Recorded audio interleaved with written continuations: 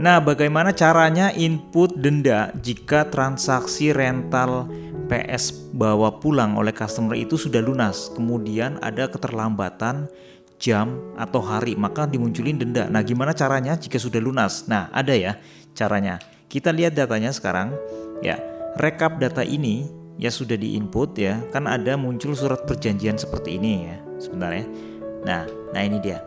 Kita buatin surat perjanjiannya, isiannya semuanya sama, identitas dan keterangan form yang sudah diisi oleh kasir, datanya customer itu sendiri ya.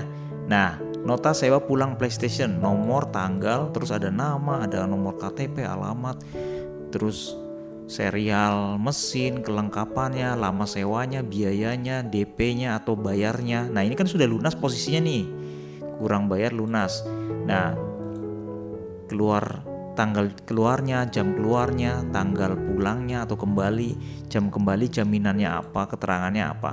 Nah, sekarang ini kan sudah lunas, kemudian mau diinput denda. Nah, seperti ini. Jadi kalau seandainya ini sudah lunas tetapi posisinya masih disewa, nah berarti nanti input denda di sini. Nah, kita lihat perbandingannya yuk. Kita buat yang belum lunas. Coba ya, kita ya namanya ini PS3 misalkan, kelengkapannya diisi misalkan apa ya ini ya. Contohnya 1 stick dan 1 kabel power gitu ya. Lamanya misalnya ini hanya contoh aja ya, misalkan 10 jam, tarifnya misalkan 100.000, ini hanya contoh, bayarnya 0, ini belum lunas nih, atau bayarnya 50% dulu juga, misalkan bebas ya sesuai dengan ketentuan yang di sana. Ini contohnya aja nih 0 nih, sengaja ya kita nolin dulu, maksudnya belum dibayar sama sekali. Ini jaminannya misalkan KTP asli penyewa. Nah seperti ini ya. Ya kita ini W-nya lagi nggak bisa saya karena lagi buat ngezoom ini ya, penyewa gitu aja contoh ya. Oke ya, kan muncul surat perjanjiannya ya, surat perjanjian sewa, tapi ini posisinya belum lunas ya, ini kan belum lunas. Nah sekarang kita lihat perbedaannya di sewa rental. Nah ini dia nih bedanya ya, kalau seandainya sudah lunas tetapi masih disewa, maka input pembayaran jika belum lunas ya, masukin denda berapa, bla bla bla, baru simpan ya kan, bayar simpan. Tetapi kalau jika sudah lunas, maka bukan pembayaran lagi, tapi langsung input denda karena nggak dibayar lagi kan, yang dibayar hanya denda. Jadi di sini ada dua tombol, satu pembayaran yang belum lunas, kedua input denda yang sudah lunas gitu. Dan dendanya kan belum diisi ini kan ya, karena kan belum kosong ya. Sekarang kita input denda jika sudah lunas. Ini contoh ya, baris yang kedua yang tadi pertama dibuat. Oke, input denda. Nah, misalkan dendanya ini dari 100.000 misalkan hanya berapa menit atau jam ya, nggak tahu ini ketentuan yang di sana dendanya berapa ya. Contohnya 10.000, ini hanya contoh aja ya, 10.000 berarti bayarnya berapa, 110.000 ya. Tapi nanti di data ini jika disimpan di rekap data ini nanti otomatis, coba ya kita lihat hasilnya nih, coba kita lihat. Nah ini nanti otomatis kolom denda itu muncul di update dari pembayaran. Nah kita lihat ya. Oke, kita simpan dulu pakai cash ya, simpan, lihat hasilnya nih. Nah lihat rekap data. Nah ini udah nggak ada tombol denda, udah nggak ada karena dendanya sudah diisi. Nah totalnya tadi 100.000, dendanya 10, dibayarnya 110. Nah karena sama denda. Nah kita lihat ya, ini posisinya sudah kembali nih. Nah kita lihat di sini bisa ya, atau di rekap bayarnya bisa nih, lihat nih. Pertama itu bayar 100.000 ya. Kemudian yang kedua itu bayar dendanya aja 10.000. Jadi ini dibayarnya 100 dan 10.000. 100 itu nota transaksi sewa, kemudian denda 10.000. Kita lihat hasilnya di sini. Nah, ini muncul nih. 100 denda 10 dibayar 110. Nah, ini juga bisa dibagi dua di sini. Pertama pembayarannya 100, kemudian tanggal berapa kembali gitu atau malam, terus denda 10.000.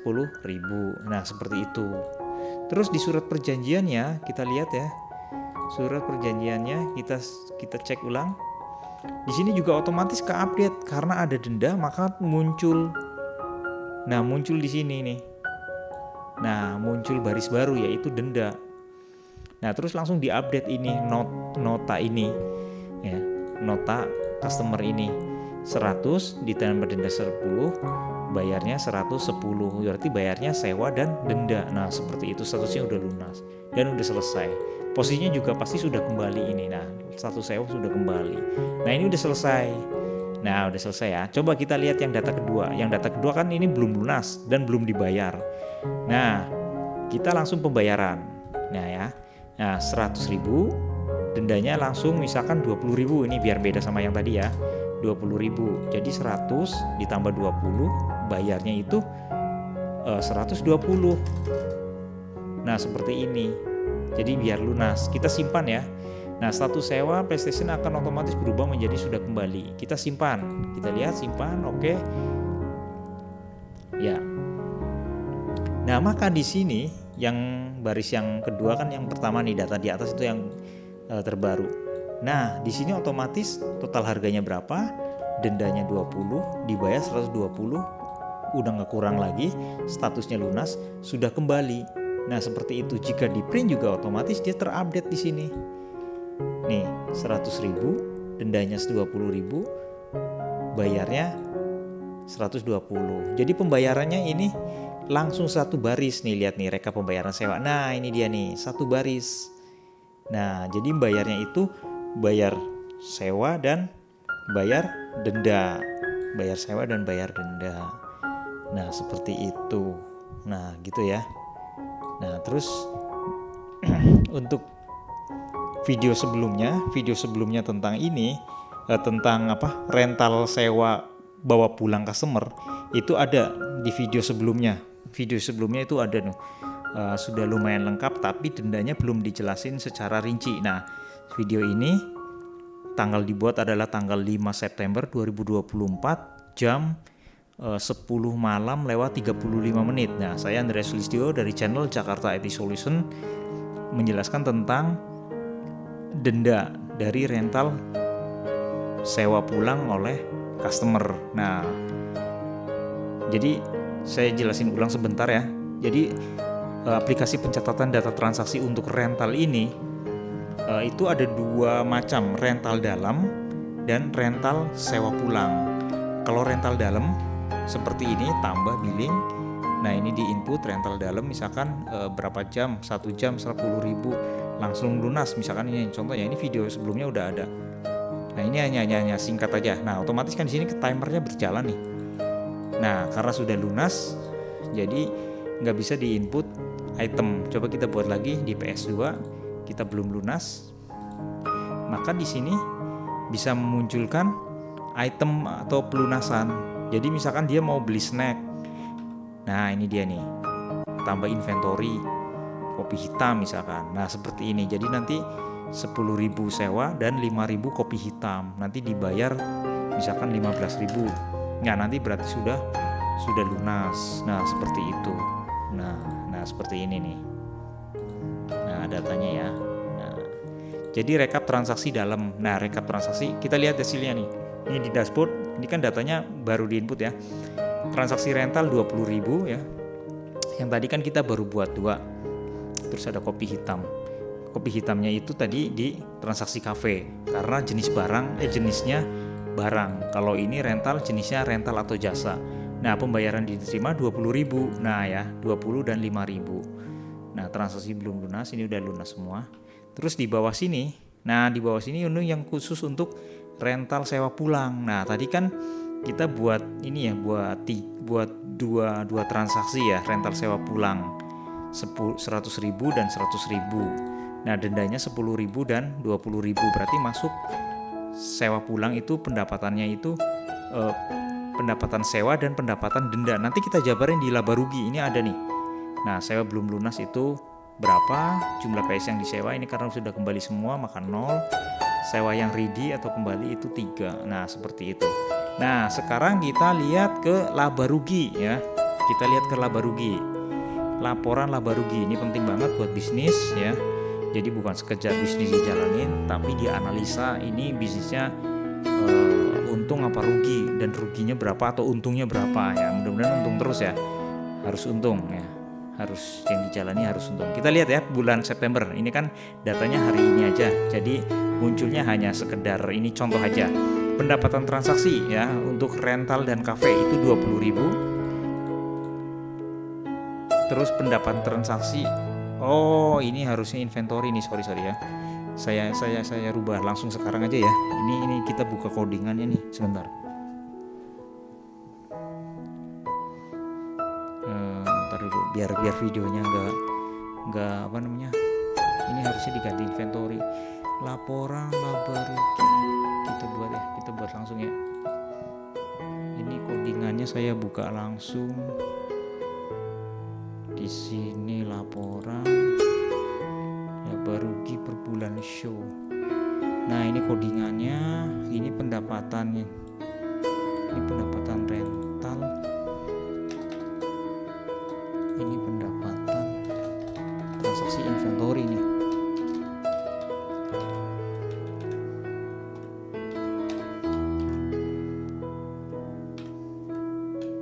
Nah oke udah nih. Coba kita lihat ulang. Nah seperti ini ya. Nah seperti ini.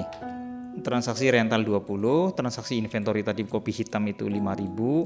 Terus modal barang ya. Modal barang itu berarti modal inventory. Contohnya kopi hitam 5.000, modalnya itu 3.000, keuntungannya atau marginnya itu 2.000 dari kopi. Misalkan ini hanya contoh aja. Terus pendapatan rental sewa pulang tadi 200.000 ya, 2 transaksi. Terus pendapatan denda. Nah ini ada ya khusus pendapatan denda.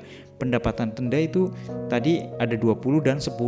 Nah jadi 30. Terus totalnya berarti 230. Pengeluaran biaya 0, ini belum di input. Net laba rugi itu 255, persentasenya 99% keuntungannya. Nah kalau pengeluaran biayanya ini di input maka otomatis berkurang. Coba yuk kita mau buat pengeluaran biaya. Coba contohnya kita masukin 55 ya. Pengeluaran biaya ada di menu sini. Nah, pengeluaran biaya kita tambah. Contohnya biaya, oke lah biaya listrik nggak apa-apa. Misalkan listrik bulan ini sekarang ya. Oh ini S-nya juga lagi sebentar. Oh bisa. Listrik September misalkan. Langsung kita masukin 55.000. 55.000 kita input di sini, simpan. Coba kita lihat lagi ke laba rugi lagi. Lihat hasilnya perubahannya. Nah, itu muncul ya. Nah, ini muncul pengeluaran biayanya 55.000. Jadinya totalnya jadi 77% keuntungannya. Nah, itu hanya contoh aja ya. Ini data contoh aja. Hanya sekedar contoh. Oke ya, sampai di sini dulu video kali ini. Kalau mau lihat video-video sebelumnya ada di playlist, namanya playlistnya aplikasi billing ya, rental PlayStation, atau bisa juga dibuat untuk biliar, tapi ini sebenarnya banyak ke PS-nya ya, karena ada rental sewa pulang. Nah di Jakarta IT Solution ini ada banyak selain ada aplikasi banyak selain untuk rental ini ya. Jadi ada car wash, barbershop, salon, laundry, refleksi, dan lain-lain. Nah ini rental, itu saya sangat antusias untuk membuat ini karena ada beberapa banyak permintaan ya.